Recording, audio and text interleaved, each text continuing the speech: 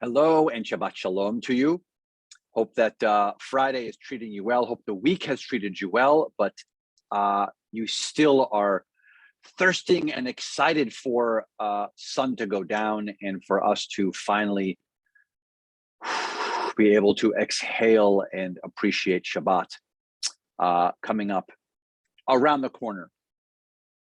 This week we read from the very excellent Torah portion called Tetzaveh.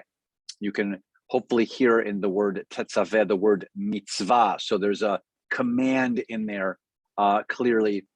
Mostly it has to do with the Kohanim, the priests, and a lot of the structure.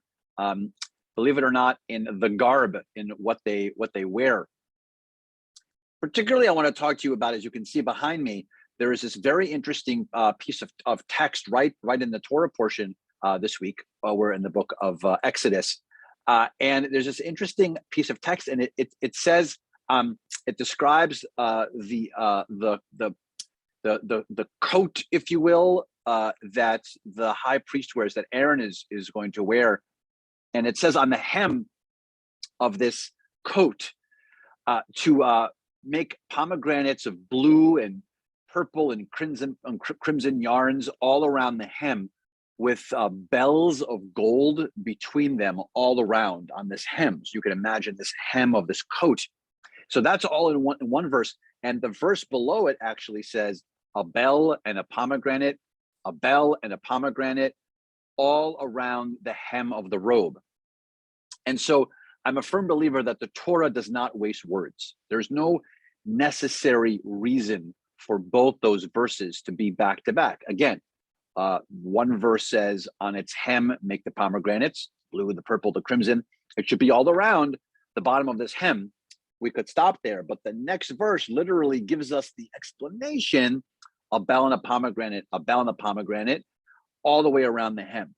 So it's clearly important because it's reiterated for us to have this bell and this pomegranate on the hem of what was this garb that Aaron wore that is described in our text.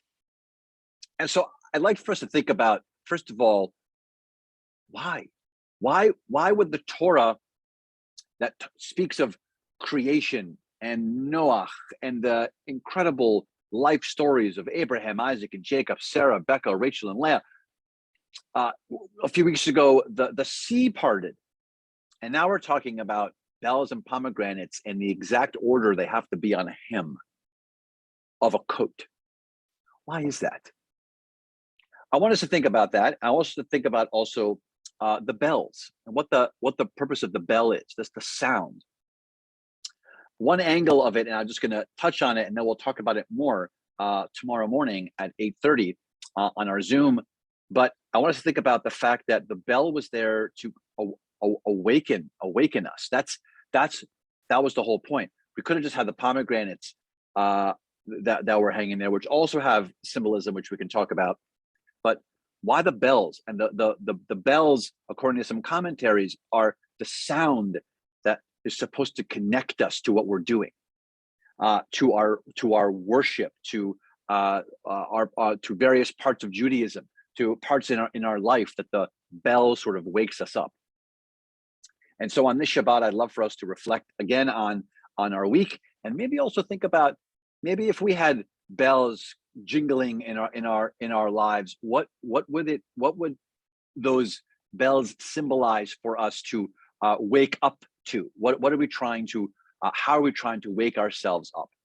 So I look forward to seeing you later tonight, 7:00, for our service. Please don't forget to register. You can also watch us, of course, on our live stream. And then tomorrow morning at 8:30 for our service and Torah discussion about this very fascinating Torah portion of Tetzaveh, and also this section about the bells and pomegranates. Shabbat Shalom.